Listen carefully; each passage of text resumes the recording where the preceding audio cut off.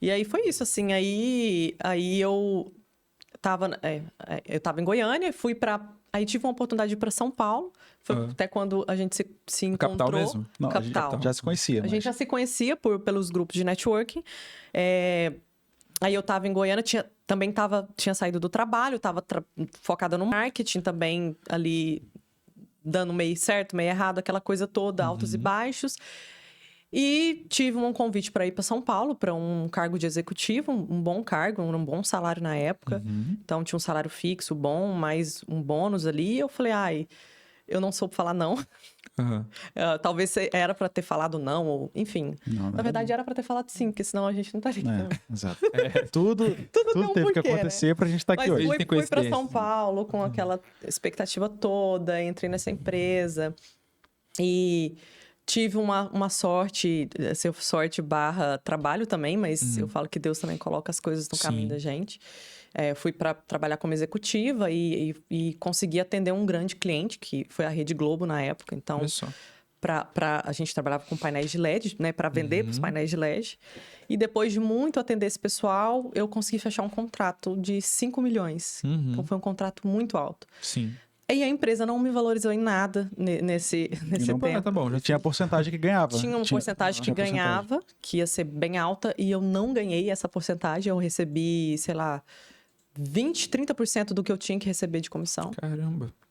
A empresa não quis aceitar que eu continuasse com esse cliente na minha carteira. Então, queria passar pro gestor, porque, claro, uma conta alta, né? Que eu ia atender, que eu ia continuar atendendo. Então, não aceitei, porque era um cliente da minha carteira. Eu sempre trabalhei com vendas, e eu sabia que funcionava assim. Você atendeu um cliente e vendeu, ele é da sua carteira. Enfim, foram várias coisas que aconteceram. Sofreu alguns preconceitos também de machismo. A empresa era uma empresa de homens, então... enfim, foram várias coisas. E nesse meio tempo de não aceitar...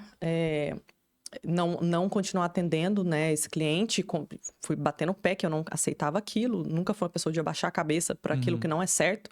Então, eu fui atrás e movimentei, fui falar até com o CEO da empresa. E assim, foi bem em janeiro, bem na semana do BBB, tava vendendo um painel que ia sair pra primeira festa do Big Brother, bem na semana. Sim. Eu fui mandada embora, assim. E aí, eu saí completamente humilhada, assim, eu fui mandada embora de uma forma muito... sem nenhuma valorização de nada, como se eu não tivesse feito nada mais do que obrigação. Sem falar que eu ouvi ali, que eu tive sorte que eu vendi pra Globo. Então, assim, era sorte, não era por mérito. E dali, assim, me veio um insight muito grande. Quando eu fui demitida ali, eu falei, aí eu falei pra mim e pra Deus, eu nunca mais trabalho pros outros. Haja o que aconteça o que acontecer, a dificuldade pode vir, eu não trabalho mais pros outros, nunca mais, eu vou fazer isso acontecer. E aí foi quando eu decidi me dedicar 100% ao marketing. Sim. Continuei no Google em São Paulo ali, aí foi quando eu conheci, a gente se encontrou na imersão do Caio, ficamos, e aí começamos uma relação que foi se desenrolando, já era uma ideia minha vir para Florianópolis, desde sempre, desde 2023. Sim. Só que, como eu estava em São Paulo trabalhando, aí quando eu fui demitida, eu cheguei a pensar em vir logo no mês seguinte. Falei, tô em São Paulo, não tenho o que fazer aqui. Sim. Eu não tô trabalhando mais, então vou para Floripa. Mas acabou que a vida, enfim, não aconteceu, não fui. Só que também foi bom porque tive esse encontro com ele. Talvez se eu já tivesse vindo antes, eu não teria encontrado com ele, né? Na imersão que teve lá. E aí eu já tinha essa ideia, a gente já tava namorando, eu comentando com ele. Tinha a mesma ele ideia. também tinha a mesma ideia. Eu tinha saído da Marinha. Aí, inicialmente, a gente falou, vamos passar um mês lá. Nesse mês. Um ano. Aí. Eu vou pra Tailândia agora, né? Passa 6 meses. Você estava comentando. E aí foi isso. Perfeito. Mas é uma coisa interessante, né? Sobre a questão de falar não.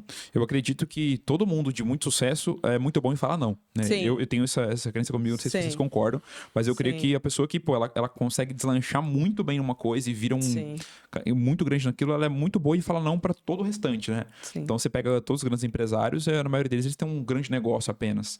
Eles têm inúmeros negócios. Por mais que eles tenham números, mas eles têm um de referência, né? Então você tem o Flávio Augusto, o WhatsApp, você tem do faturamento dele. O Jeff Bezos tem a Amazon, você tem o Elon Musk com a Tesla e o 80-20, SpaceX. né? Eles têm o 80-20 deles, né? Sim. Então, todo o grande é bom e falar não. Eu acho que a gente também, né? Tem que exercitar muito essa questão de falar não. Até porque, pô, se você, por exemplo, esse caso, você diz sim para uma mulher e não para todas as outras. Se você tá focando num negócio, deve ser assim também. Digo sim para um negócio, né? Que é o que eu acredito, que eu vou me empenhar, e o não pro restante. Porque senão você sempre vai ficar na fase difícil, né? Todo início é difícil. Então, se você sempre começa uma coisa, vai pro outro, começa outra, vai pro outro, você sempre tá na fase difícil. Você sempre tá no difícil. Nunca rompe o difícil. Exato. Você nunca aprofunda em nada, né? Você só fica ali na superfície. Não tem aquela ideia que o livro lá fala do coelho, aquele dilema russo, que você caça 2 coelhos e você não fica com nenhum. É a única coisa. A única coisa. Agora, ele é muito bom. É muito bom. Ele fala, se você corre atrás de 2 coelhos, você não fica com nenhum. Exatamente. É muito bom esse livro. E esse foi o meu maior problema nesse... Assim, eu sou TDAH, então assim, a tendência já é a querer muito... Eu sempre fui... A minha trajetória de vida sempre foi recomeçar demais. Tanto é que eu fui pra Londres, eu fiz de tudo um pouco. Sim. E parece que eu buscava isso sempre, assim. Claro que eu fui entender isso, que era um modus operandi meu também, mental. E fui desenvolvendo isso, né? Porque a gente precisa fazer aquilo até virar. Não é eu vou tentar, eu vou fazer isso acontecer. Pois é uma verdade-chave muito forte, pelo menos pra mim, assim, é que o que difere o especialista do aprendiz é que o especialista fez por mais horas. Exatamente. O especialista fez a mesma coisa por mais horas. O cara que é mentor ali ensina alguma coisa, ele fez por muito tempo a mesma coisa. Ele passou por um trajeto e é por isso que ele é mentor. Ele consegue te falar, eu passei por esse caminho, não vai por esse, vai por esse aqui. Sim. Né? Então o mentor é o cara que fez por mais horas, que bateu mais cabeça, que dificultou mais ele até ele chegar num momento grande, né? Sim. Mas é interessante a gente olhar para os pontos positivos da jornada como um todo, porque por mais que você teve inúmeras, né, profissões, pelo que eu, na minha primeira percepção, profissões, inúmeros cargos, inúmeras empresas que você passou, várias. Isso tudo te deu muito repertório, te deu muito até inteligência empresarial. Né? Então você viu por dentro de uma empresa, o sistema de vendas. Então isso tudo cria uma base muito forte, né? Uma base muito grande para todo o restante depois. Sim, e tanto é que lá em casa eu que faço toda a gestão das operações financeiras também. Olha, sou eu que cuido. Não da operação financeira. Não, mas a gestão financeira Calma aí. Aí, pronto. Porque eu não sou bom com planilha. Eu sei. Ele não é bom com gestão financeira. Gestão financeira é com ela. Deixa que a mulher cuida da Você traz, ela multiplica. Eu trago, ela multiplica. A mulher vai para gerir. Show. Então, aí ela gera lá em casa bem essa parte da questão. Quando é que tem que fazer mercado, eu não sei nada disso. Quem gera é ela. Mas é legal aquele papo que a gente estava tendo sobre um homem ter uma mulher. Sim. Porque o Deus criou a mulher para poder equilibrar o lado do homem que o homem não tem. Que é a parte emocional, que é a parte holística ali que a gente estava falando. Sim. E a gente se conheceu e eu já queria uma parceira também.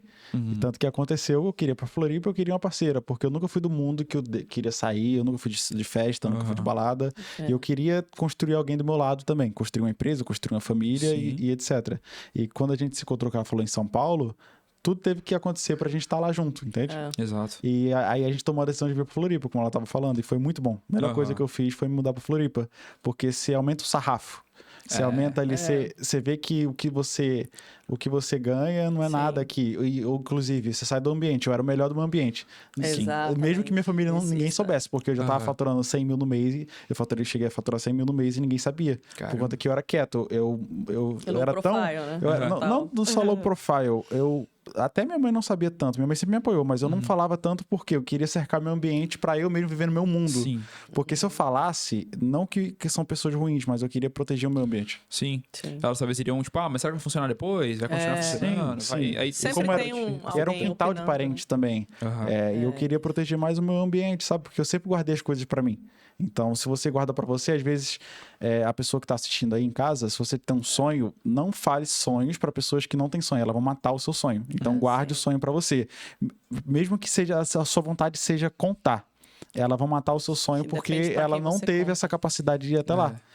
E também tem a questão da inveja. Para mim, eu não acredito tanto na relação da inveja em relação à energia, mas quando você fala alguma coisa para alguém e aquela pessoa valida, o seu cérebro não entende que você não alcançou aquilo, já entende que alcançou. Então, o esforço que você teria, você não vai dar 100% porque seu cérebro entende que você já conquistou, já chegou naquilo. Você teve uma mini recompensa só por falar, né? É o viés de confirmação, então você tem que ter cuidado. Exato.